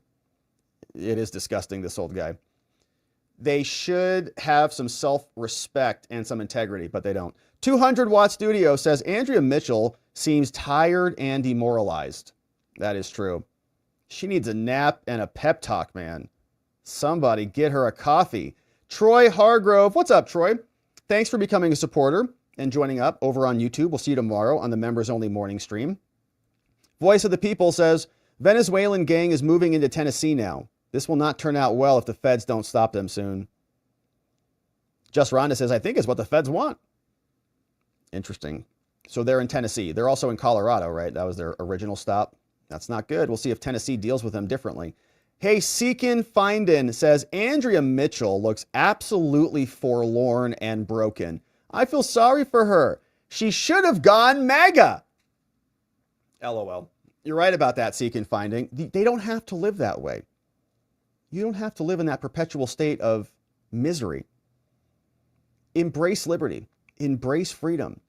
Learn to love the U.S. Constitution and what it stands for, like free speech and due process. And you'll live a lot more fruitful life. Join us, Andrea. It's much better here. F. Joe Biden says, breaking news. YouTubers are being vetted for the press corps and credentials are being handed out. Got a link for that? Got a link for that? We'll live stream from the press briefing room. Hey, Miracles in God says FBI investigation into every Democrat. You mean like their bogus elections? Into every dumb rat. I don't know what, maybe that's a Democrat. I don't know that every Democrat needs to be investigated, only the criminal ones. Chubby says there's a lot of evidence that reporting to contradict that, but I won't mention a single one of them because I can't. Yeah, she's like, well, I don't want to relitigate all that. Why? Because you lost? I understand why you don't want to talk about that, but you brought it up, so we're talking about it. Tony Hey Munkets, what's up? Bringing in 5 membos. Thank you, Tony Hay. Dread Mock is here. Fred Prevo. We got Glinda Cohn. We got James Hunsinger. And Brett DePace gifted membos courtesy of Tony Hay Munkets. Thank you, Tony Hay. And welcome new friends. Shane Sousa reminding us to like this video if you haven't already. I'd very much appreciate that. We'd love you if you did it. And subscribe if you haven't already as well. Thank you, Shane, for the reminder. We got General Kale. Thank you, Jennifer Kale. Says never underestimate Republicans' ability to snatch defeat from the jaws of victory. That is a possibility. It is a possibility. But at this current moment, we are going to maintain our enthusiasm and positive thinking and optimistic energy, because I do believe that our thoughts manifest into reality. If you wake up thinking you're going to have a bad day, your whole day will be bad. If you wake up thinking your day is going to be amazing, it's usually much better. So we're going to continue to positively program the universe, and America is going to be greater for it. But I understand General Kale, and we do need to also keep good tabs on these Republicans, because we got squishy Republicans, Collins, Murkowski, the new guy in Utah, and more. Thank you, General Kale, for the dono. We appreciate you. Hey, Spud says, the D's got 3 seats in New York regarding lying about abortion. Their whole campaign was about a lie. Project 2025, abortion, everything. It was just fake news constantly. Their whole candidate was a lie. Combat Boot Mom. What's up, Combat Boot Mom? Thank you for the dono and for being a membo. Says, with all these, quote, beautiful appointments, I have thrills running up not just one, but both my previously booted legs. You have 2 Chris Matthews of thrills? That's a lot of thrills. You're amazing, says Combat Boot Mom. You remind me of my 5 crazy Portuguese sons. Oh my gosh. You had 5 boys, Portuguese mama? Oh my goodness. That's a lot. My mom had 3 boys, and it was bedlam. So shout out to our moms, man. We love our moms. You're amazing, Combat Boot Mom. We love you. Thanks for that. Thanks for saying that and for being here. 5 crazy sons. Good Lord, it's a lot. Hey, what's up, John Edwards? 9 months as a membo. Thank you, John Edwards.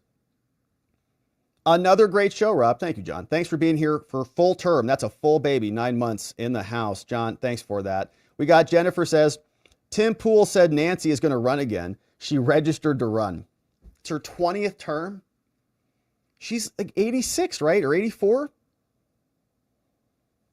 She needs those stock tips, man. Her whole business is stocks. This old guy says, where the heck is Jamie Raskin? I don't know. I haven't seen him lately in the media. He's probably hanging out with Mark Elias and Liz Cheney and Adam Kinzinger. They're in some dark, disgusting gutter somewhere, plotting and scheming. Well, they'll be back. Hey, what's up, Mama Pillow? 20 months as a membo. Says, congrats to Trump's lawyers being chosen. Thanks, Rob. Mama Pillow, thank you. 20 months. That's a long time. Thanks for supporting us for so long. Yeah, it was a tremendous day, man. Woo. Lawyers going in. Defense attorneys going in. Hey, Lady I says, we should have a stream or a watch party for Netflix, for the Netflix fight. I don't know if you can do that. I don't think that's allowed. A copyright. Glocky McLock says, Mike has the first 2 rounds but it's a good idea. I mean, it's a fun idea. It'd be fun. But I think it's a copyright problem. Mike has the first 2 rounds to win. After that, the stamina and the younger muscles of Jake will prevail. That's a fair analysis on that. The longer it goes, the more likely Jake wins. The longer it goes. Because it's age. There's nothing you can really do about that. Hey, Elvis of Dallas says, facing coworkers who are Dems next week in Chicago. Well, that's going to be fun. Yeah, let us know how it goes, Elvis of Dallas. You going to wear your MAGA hat? Hey, Just Rhonda says, here's your Alina. We got an Alina emoji in the house. Oh, my gosh. Is anyone going to use any other emoji? If we have that, what else are you going to emoji? What else is there to even emoji about? Hey, Glocky says, Democrats are plotting to overthrow the presidency and the election. I'm expecting charges and FBI raids any day now because they're creating a shadow government Adam Schiff is there. Oh, great. This is a Breitbart article. Thank you, Glocky. Pam Ragland, what's up? Says, see, those of us censored have different information sources. I am seeing they have been kept in a propaganda bubble. Now I am kind of glad I have been relentlessly censored because I got outside the bubble. That's interesting, Pam. Yeah, many of us have been hit strikes and suspensions and so on. And it does, I think, cause a shift. It feels weird. It feels like you're muzzled. And it causes you, I think, to think differently. Because that's not supposed to happen in America. Hey, Brett, welcome. A new supporter. Thank you, Brett, for joining us and becoming a supporter. Glad to have you. We'll see you tomorrow on the members only morning stream. And new members, we also had the stream from this morning, which was great. F. Joe Biden says Fannie Willis can be the White House janitor. Fannie Willis, yeah, she belongs in jail. Beth says, hey, birthday is Sunday. My gift was Trump's election. It's a good gift. That's the gift that keeps on giving. It's going to be amazing. Thank you, Beth. Happy birthday. Thanks for being here for 8 months. Hopefully you did something fun.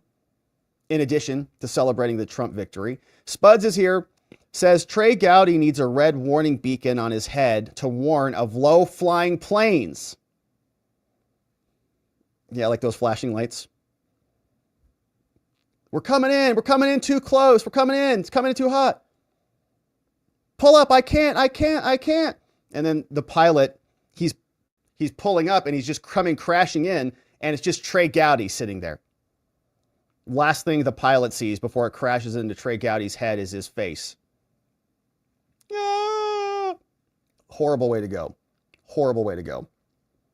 Wouldn't wish that on anybody. CF Rob says, I want to know what the congressmen have investments in, including any foreign investments as well. Would be nice to know. Larry, what's up? Larry865 says, Joe Rogan should buy MSNBC. It'd be hilarious. Yeah. It'd be great. I'd do a show over there. Joe Rogan owned MSNBC. I'll see if he wants to do a show. Hey, I'll fill an hour up for you, brother. Let's do it. We could even call it like Inside Jen Psaki or something and just, make fun of her the whole time. Anyways, Glocky says, it's not looking good for the Colorado Secretary of State. I think we'll talk about this one tomorrow. I saw this one percolate. There's an audio that got released and she's saying, we can't tell anybody about it because it's going to be a media frenzy. Yeah. Joan, what's up? Joanne in the house. 14 months as a member. Thank you, Joanne. Says, hey, what's up, Joanne? Sounds like Robert Barnes there. Joanne, good to see you. Hey, this one came in. Says, is it just me or do Tyson's glove look a bit bigger than Paul's? Yeah, they do. They do look bigger. They're using bigger gloves this time, I think, too. You're right, Lady Ice. It certainly does look like that. Hey, Lady Ice says, I predict Tyson knockout of Paul in the second or third round. That's a good prediction. I don't know. I'll take, if it's the second, I'll take, the third's a good pick. The third's a good over-under. The third might be the settled. I don't know. Is it going to be a decision fight? Part of me feels like it's going to be a decision. B.H. Williams says, Fannie Willis janitor in the White House. She'd never get the security clearance. No, definitely not. Thank you, B.H. If it's like the other fight I'm thinking about with Mayweather, they were just like tapping each other. It wasn't a knockout type of fight. And it went all the way to decision.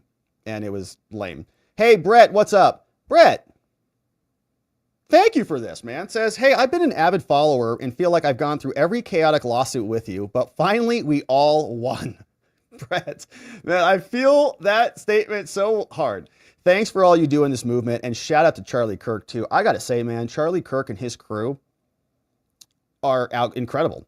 We got to watch, I don't have any personal experience with it, but we got to watch what they did, and I did see him speak when Trump and Tucker were here. I went there, and Charlie Kirk came out, delivered to the crowd. It was awesome.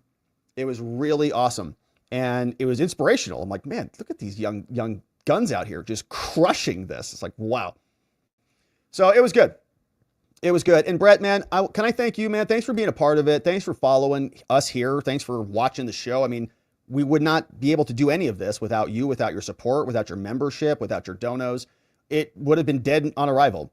So the fact that you're interested in this, the fact that you're staying engaged and participating in it, it's a symbiotic thing, my man. And there are days when maybe I'm not at 100% energy levels, or I'm not feeling as positive as I should be or something, right? And I come here and I'm energized, I'm fueled by you and all of our friends here, and it's a very symbiotic thing. So I'm really grateful to be on this journey with you. I really appreciate the compliment and the support. I think we're just getting started. It's going to be a beautiful 4 years ahead and then some. So Brett, thanks again, my man. I hope you stick around, and I appreciate you supporting us. Really nice comment. All right. And so, my friends, let's say hello to our friends on X. Then we'll wrap it up and go over to locals for our members only after party. We'll debrief, we'll hang out, and we'll see what is cooking. Hey, here's a meme. Speaking of fight night from Paul Minot, Jake Paul, I'm looking to win. Mike Tyson, I'm looking at that ear. Dun, dun, dun. That's the Holyfield fight when Mike Tyson ate some of his ear off. Hey, here's another one. New cover of MAGA. We're taking over Time Magazine. Here's the new cover of MAGA, courtesy of Paul Minot, Sleepy Dog Lee. Here's a Jack Smith. Here's a video of Jack Smith, his reclusive father, Geppetto, living in Italy. There's Jack Smith's dad. What's going on? B. Torn says, I had to change this super chat. So he says, Rubio seat, Kash Patel, going to be AG, Trump and Matt trolling the Democrats. It stopped the House report. It are trolling everyone. It stopped the House report too. Interesting. I'm not sure what that is exactly, B. Torn, but thank you for that. Hey, here's your boy. There's your boy. I was at the Genius Network event, the Tucker Carlson event. There's me bootlegging the whole thing for our membos. There's another angle. I was in there 3 times. Man, you guys have good eyes. That was me. I'm glad I wasn't picking my nose or something. That's good news. But yeah, I was there. It was an outstanding day. I've got a lot I'm still processing from that day. And it was great. But thanks for seeing that one. Hey, Uncle Bozy says, yeah, it was the Mayweather and the Logan Paul fight. That was the one where he's on video, right? Saying, it's exhibition, bro. He says something like that. Right, bro, it's just an exhibition, right? Something like that. And I thought, that's a weird thing to say in a real fight. Monica Hendricks, what's up? James Peppers here. Says Hillary is in Florida. I can't remember her name, whoever that is. James says Andrea Mitchell is enthusiastic. She is? That's as enthusiastic as she gets. What's up? We got Monica Hendricks. Says another day with superb MAGA nominees. And Dave S. says, we just keep winning. More winning. We're not going to get tired of it. Crash is here. Says, Rob, they're wearing 22-ounce gloves, not 10, and 2-minute rounds, not 3. Tyson can catch him with one of his patented hoods, and it will be a KO. Mike wins. Yeah, it absolutely could be. Do you know what I'm talking about? Let me see if I can find that. Was that a Logan Paul? Here, let me see. Let me fact check myself on this one here. See if there's a video on that. No, it's not coming up real quickly. No, that wasn't it. I might be wrong about it. I don't know if it's that one exactly. Or maybe a different Paul. I thought there was one I saw where he said, it's just exhibition, bro. Anyone know what I'm talking about? Knox is here. Happy Friday, all. The goddess Nemesis may be here. Wow. Knox Bierman. I'll have to look into that one. Goddess Nemesis. It looks ominous. Thank you for that, Knox. And we had this one just come in. Look at this. Caroline Leavitt, White House press secretary. Oh, we're going to have competence back in the White House. Somebody who can talk. Oh, it's a miracle. We got Caroline Leavitt will serve as the White House press secretary. It's going to be a beautiful day in America. Caroline was the Trump national press secretary. You've seen her all over the place. She did a phenomenal job as National Press Secretary, and she's going to be taken to the podium. She will excel at the podium and help deliver our message to the American people as we make America great again. Man, that's going to be great. Somebody who can talk and actually communicate. What an amazing time. Competence in America. Incredible. All right. And so, my friends, thank you so much for these donos. Thanks for hanging with us all week as we go through the historic transition that we're all a part of. Congratulations on a successful week. Exciting nominees. We're going to keep our eye on it. And of course, come on back here next week and jump back into it. New membos, we will be back tomorrow. We do a Saturday stream for membos. If you're on YouTube or on Locals, we'll see you back here tomorrow at 11 Eastern time, 9 a.m. Arizona time, and 11 Eastern time. We'll hang. We'll do a fun Saturday stream, and then we're going to come back next week. Now, I want to thank the amazing mods. Playing Hooky, K-Bean, we got Donut Mind Me, John McGarvey's in the house, Carrie B's clipping for us in the mornings. And of course, if you're on YouTube and you're a membo and you want to join us for the after party as we debrief with locals, grab the Telegram link over on the YouTube community tab section, and we'll see you on Telegram. But my friends, enjoy the fight tonight. We'll see what it leads to, and I'm sure we'll have some thoughts on that next week. But until then, my friends, once again, thank you for joining us. Thanks for the fun, the friendship, for the donos, the support, and for being here. I hope your week was outstanding. You accomplished all the things you set your mind to, and that your weekend is going to be jam-packed with some good stuff to unplug from politics, to restore yourself, your soul, your spirit, your energy levels, get some good rest, eat something delicious and nutritious without seed oils in it. And then when we come back on Monday, we're going to be ready to go. And we are going to need to see you right back here so that together, with your help, we can shine that big, beautiful spotlight of accountability and transparency down upon our system with the hope of finding justice. Make it a beautiful weekend, my friends. Sleep very well. I'll see you right back here on Monday. Bye-bye.